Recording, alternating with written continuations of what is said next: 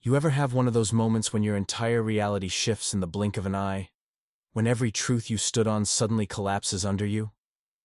That was me, standing in the hallway with a half-full glass of water trembling in my hand. The rim pressed so tightly to my fingers I thought it might crack. I wasn't supposed to hear it. I was just walking by, headed toward the kitchen, when I caught her voice. My wife's voice, soft, private, and not meant for me. "I don't even want to hug him anymore," she said. And then she laughed. Low, cruel, detached. It was the kind of laugh that said a decision had already been made. About me. About someone else. I froze, mid-step. She was on the bed. Our bed, lying on her stomach. Her legs crossed at the ankles and swinging lazily in the air, totally at ease. Her back faced the door. She was comfortable enough to be careless, to talk without a hint of guilt.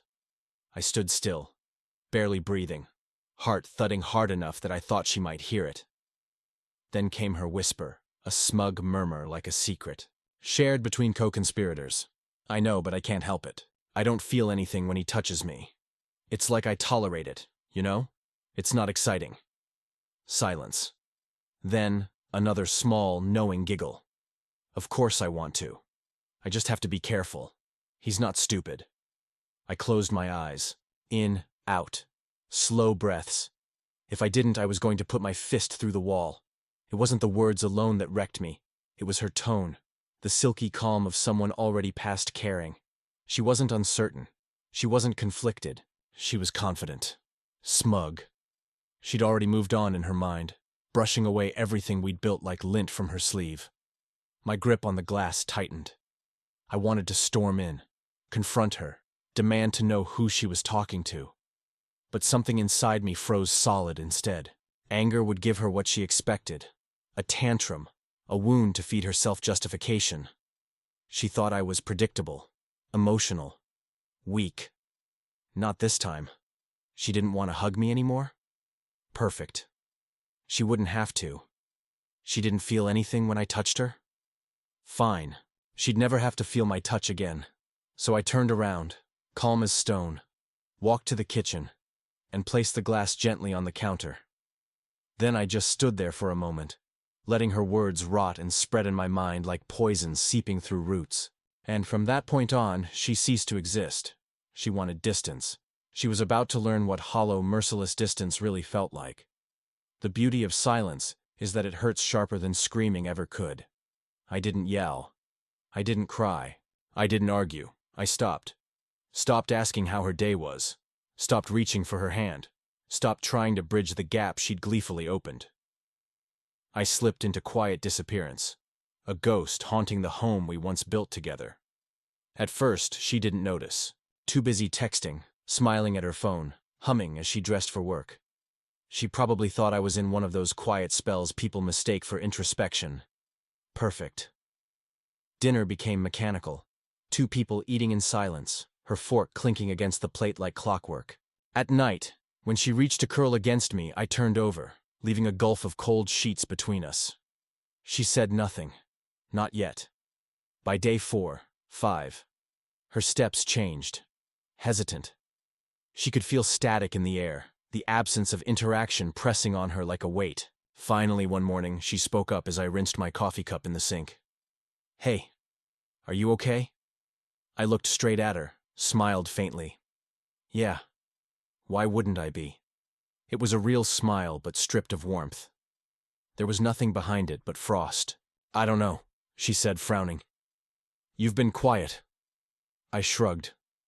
"Just thinking about some things." That was all. No elaboration, no opening. I grabbed my keys, brushed past her, and left for work. Let her sit in that silence. Let her mind build stories from it. She wanted emotional distance. Now she could choke on it. The first cuts came subtle. I stopped including her in routines she took for granted. No more shared meals, no random check-ins, no casual affection. Movie nights used to be sacred. Her pick, her blanket, her comfort zone. So when she came home Friday to find me already halfway through a film without her, her face flickered in surprise. "You started without me?" "Didn't think you'd be interested," I said, without looking up. I didn't pause the movie. didn't shift to make room. She stood there for a moment, then sat at the farthest end of the couch, stiff and muted. The following day, I came home late. Later than ever. She was waiting, arms crossed against the counter. "Where were you?" "Out." "With who?" "Some people." Her brow furrowed. "People?" I met her gaze, my face unreadable. "Yeah, people." Then I walked past her into the other room. For the first time I saw it, the faint tremor of unease. She wasn't used to being ignored. She was used to being centered, indulged, chased, not anymore. 2 weeks later, she began to break. By then, I was a phantom. Still functional, still there, but mentally gone. Conversations reduced to logistics, bills, groceries, scheduling. I spoke with politeness, not affection. And the void in between began to haunt her. "Do you want to go out for dinner tonight?" she asked one evening. She was testing me. "Nah," I said without looking up. She tried again. "We could go to that new place you mentioned." I didn't even glance away from my book. Not really feeling it. Her jaw moved slightly, like she wanted to argue, but stopped herself. She nodded, and her silence was tinted with nerves. The next morning, as I buttoned my shirt, she reached out to touch my arm, lightly, instinctively. I flinched. Just enough. She pulled her hand back instantly, eyes wide. That was the first fracture she couldn't disguise. A few nights later, I heard her clattering dishes in the kitchen. Her restlessness had evolved into anxious energy, the kind born from guilt. Then came her peace offering, a bottle of wine and 2 glasses. She brought them into the living room and placed them on the coffee table, her smile forced but hopeful. "I thought we could have a drink together," she said softly. "It's been a while." I looked at the wine, then at her. "I'm heading to bed," I replied, stretching slightly. Her face fell, not dramatically, but just enough. Disappointment flickered, panic trailing behind it like smoke. I left her there, 2 untouched glasses sitting like tombstones to a connection she'd buried herself. That night, she clinked them softly together and took a sip alone. I heard the quiet clatter as she put them away, the slowing rhythm of defeat. For the first time in months, I slept peacefully, because now she was beginning to feel it. The ache she'd inflicted, the slow hush that eats you alive, the dull realization that she wasn't special anymore, that her touch meant nothing, that she could vanish from my world and I'd survive just fine. And beneath that silence, guilt began its work. It didn't take long. Little tremors started to show in her mannerisms. Forced laughter, repetitive questions, glances that lingered too long. She wasn't used to not being seen, but she still thought I was in the dark. That illusion shattered 3 weeks after the night I'd overheard her. That was when I confirmed the affair. She'd been careful, I'll give her that. Texts deleted, phone always face down, extra hours at work. All threaded together just enough to seem normal, but everyone slips. One evening, I was scrolling through my own phone in bed when her screen flashed beside me. A single message preview glowed against the darkness. "Tonight was incredible. I can't stop thinking about you." The sender's name. I stared. My pulse didn't even spike. The truth had just crystallized.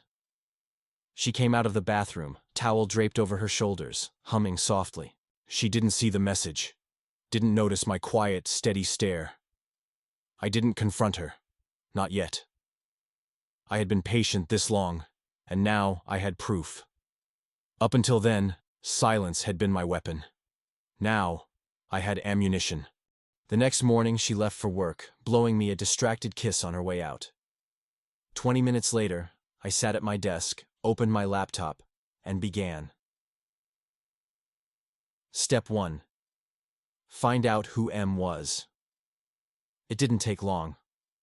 A quick pull of the phone records gave away everything. Same number, nights after 10, consistent frequency. Every pattern screamed familiarity, wasn't public, but people are sloppy. They like their routines, and just like that. Found him Michael, a mid-level executive, at some company she worked with, handsome in a polished fake kind of way, a guy who probably thought he was untouchable. I scrolled through his profile staring at this carefully curated life. The expensive vacations, the tailored suits, the smug smile of a man who thought he was winning. I almost laughed. He had no idea that the game had already changed the gathering of evidence. Over the next few days, I became a ghost and a hunter. At the same time, I did what she didn't think I was capable of doing. I tracked their messages. I followed her, once keeping a safe distance as she worked late at a fancy hotel. I even placed a small GPS tracker under her car. Nothing illegal, just a simple Bluetooth device that let me see where she went. And the final piece, I hired a private investigator because I wasn't just going to expose them, I was going to obliterate them. It took less than a week for the pedo get me everything I needed: photos, text, even video footage of them entering and leaving the same hotel room. I had it all, and I could have confronted her right then, could have thrown the evidence in her face, watched her stammer and beg, caught her in her own web of lies. But that would have been too easy. She had taken her time destroying our marriage. I was going to take my time destroying her. The trap is set. The night before I made my move, she did something unexpected. She sat next to me on the couch, close like she was trying to bridge the gap she had created. "Hey," she said softly, almost shrilly. I looked at her, expression blank. "Yeah." She hesitated, then bit her lip. "I feel like we've been off lately." She actually had the audacity to say that, I guess. I replied, non-committal. She sighed. "I don't want us to drift apart." Drift apart? We were already miles apart, sweetheart. You just hadn't realized it yet, so I did something cruel. I smiled, soft, reassuring, the way I used to, and I said neither do. Her shoulders relaxed. She looked relieved, like she had just won something. She thought she had me back. She had no idea that tomorrow would be the worst day of her life. The reveal. I waited until she was getting ready for bed. Before I struck, she was in the bathroom, brushing her teeth, when I placed the envelope on her pillow. Inside was everything, every text, every photo, every screenshot, every lie. She walked back into the room, humming softly, then froze. Her eyes darted to the envelope. "Then, Tom, what's this?" she asked, her voice tight. I didn't answer. I just watched. She picked up the envelope, her hands trembled as she opened it. Then she started flipping through the pictures, the texts, the undeniable proof of her betrayal. Her breathing became shallow, her lips parted, but no sound came out. Finally, she looked up at me, her face pale as death. "Where did you?" Her voice cracked. She didn't finish the sentence. She knew it didn't matter. I had caught her, and she was completely, utterly, helplessly screwed. I leaned forward, resting my elbows on my knees, and let the silence drag out. Then I smiled, but it wasn't kind. It was the smile of a man who had already won. "You don't have to hug me anymore," I said, my voice calm, almost gentle. "You don't have to pretend you're free now." She opened her mouth, maybe to deny, maybe to beg, but I held up a hand. "I'm not going to argue with you. I'm not going to yell. I'm not going to." Why? I let the words sink in, let her feel the weight of them, because I don't care anymore. The final blow, the kill shot. She sucked in a sharp breath, eyes glistening, her fingers tightening around the envelope like it could somehow protect her from the storm she'd created. She had expected anger, a fight, maybe even desperate pleas. What she got instead was complete and total indifference, and that was what broke her. Because in that moment she knew she had already lost me. Regret is a slow poison. It doesn't kill instantly, it lingers, festers. It spreads until it consumes everything. I knew the moment my wife saw the evidence, the moment her breath hitched, her fingers trembled, and her face drained of color. It had begun, the unraveling, the guilt, the slow, inevitable destruction of the life she thought she still had, and I was going to watch every second of it. The first signs of panic. She tried to play it off at first. I could see the gears turning in her head, trying to find an escape, a lie to cover her tracks. "Wait," she stammered, holding up the envelope like she could erase what was inside. "This isn't, you don't understand. It's not what it looks like." I laughed a real, genuine laugh. She flinched at the sound. "Not what it looks like," I repeated, shaking my head. "Come on, don't insult both of us." Her mouth opened, then closed. She knew there was no way out of this, so she changed tactics. She softened her eyes, let her voice waver like she was suddenly some helpless victim. "It was a mistake," she whispered. "I wasn't thinking. I never wanted to hurt you, I swear." I tilted my head, feigning curiosity. How many times then she froze. I let the silent stretch make her sighten it. I could almost see her debating whether to lie, but she had to know that, if I had all of this, I probably knew. Everything. Her lip trembled for months. She admitted, her voice barely above a whisper. For months that number hit different, I already knew. But hearing it come from her lips, seeing the shame twist her expression, it made it real. Nodded slowly. For months of mistakes. That's impressive. Her eyes were glassy. Now it wasn't like that. She tried again, stepping toward me, reaching for my hand. I stepped back, just a small movement, but it was enough. Her entire body tensed. That was when it really hit her. I didn't care. I wasn't yelling. I wasn't begging. I wasn't trying to hold on to anything, and that was far more terrifying than any anger she expected from me. The cold shoulder that broke her. The next few days were a masterpiece in indifference. I didn't leave, I didn't argue, I didn't react. Just existed in the same space as her, cold, distant, untouchable, and she hated it first. She kept trying to explain, kept finding excuses to be near me, like we could somehow fix what she had already set on fire. She made my coffee in the morning. I poured it down the sink. She asked if I wanted dinner. I ordered takeout for one. She tried to sit beside me on the couch, acting like nothing had changed. I stood up and left the room. Eek, little rejection cut her deeper. She thought I would rage. She thought I would scream, call her names, demand answers. But I did none of that, because she wasn't worth the effort. And I made sure she felt that the moment she truly broke. One night, about a week after the reveal, I heard her crying in the kitchen. Not the quiet, fake sobs meant to pull sympathy. No, this was real. I stayed in the living room, flipping through my phone, pretending I couldn't hear. She was breaking down right there, just a few feet away from me, and I did nothing. Then finally, she snapped. She stormed into the living room. Hair, messy eyes, red voice, shaking with rage. "Are you seriously just going to ignore me forever?" she shouted, her hands clenched into fists. I slowly looked up, met her eyes, and smirked. Yes, one word, that was all it took. Her whole body tensed like I had, physically hither. "Why won't you just yell at me?" she demanded. "Why won't you fight, get mad, dough? Something." I set my phone down, leaning forward. "You don't deserve my anger," I said, my voice calm. "Even you don't deserve my time.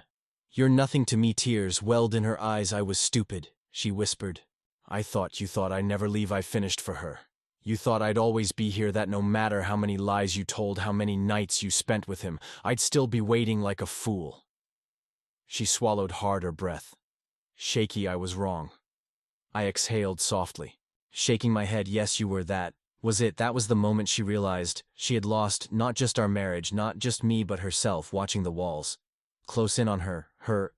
I gave her 2 more weeks of silence. 2 weeks of her desperately trying to pull me back, and 2 weeks of her living in the wreckage she created. Then I made my final move. I packed my things. Not all of them, just the essentials, just enough for her to see that I wasn't coming back. She came home that evening to find me zipping up my last bag. She froze in the doorway, eyes wide. "Wait, I didn't stop." "Where are you going?" she asked, voice small. I didn't answer. She stepped closer, hands shaking. Can we talk?" I picked up my bag, slung it over my shoulder, and finally I looked at her, and smiled, the same cold, indifferent smile I'd given her the night I handed her the envelope. "We already did." Then I walked past her. She didn't follow. She didn't try to stop me, because she knew there was nothing left to say. And as I stepped out that door into a future without her, I felt nothing but satisfaction. She had wanted space. She'd wanted excitement. She had wanted to be free of my touch. Now she had everything she asked for, and it was the worst punishment I could have ever given. Her regret is a shadow that never leaves. It lingers in the quiet. It echoes in the spaces where love used to live. It suffocates the air, making every breath feel heavy than the last. And my ex-wife, was drowning in it. I made sure of that the first taste of her new reality. I didn't just leave that night. I erased myself from her life, blocked her number, didn't respond to emails, didn't acknowledge mutual friends when they reached out on her behalf. I became a ghost, a man she once knew, a man she once had, and now a man she could never have. Again, she had chosen her path, and I let her walk it alone. The public fallout, it didn't take long for the consequences to catch up with her. Her affair wasn't just exposed to me, I made sure everyone knew, her family, her friends, her colleagues. I sent the evidence to Michael's wife, who wasted no time, burning his world to the ground. Their little fantasy shattered. Michael's wife filed for divorce immediately, and from what I heard, she took everything she could. As for my ex, she quickly realized her affair partner wasn't interested in playing house with a woman who had nothing left to offer. They lasted 2 weeks after I left. Then suddenly he was gone too, and she was truly completely alone. The final blow. Months passed. I had moved on. I got my own place, a fresh start, new routines, new peace, a life that was mine and mine alone. Then, one evening, I got a message from her. She had found a way to reach me. I stared at my phone, reading the words over and over again. "Can we talk, please? I just need to see you." I almost laughed. It was so predictable. She had played her game, and she had lost. She had traded a good man for a cheap thrill, and now she wanted to undo it, to rewrite the past, to salvage the wreckage. But the thing about bridges, once they're burned, they don't come back. I didn't respond. I didn't even type a single letter. I simply blocked the number, let her sit in her regret, let her live with her choices, because I had already won, and she would spend the rest of her life knowing it. The final thought: people say revenge is best served cold. But this was better than revenge. This was justice. She had gambled everything and lost, and the worst part, she had no one to blame but herself. And me, I walked away without a single scratch. Dear listeners, please share your thoughts in the comments, and do not forget to like, share, and subscribe to the channel.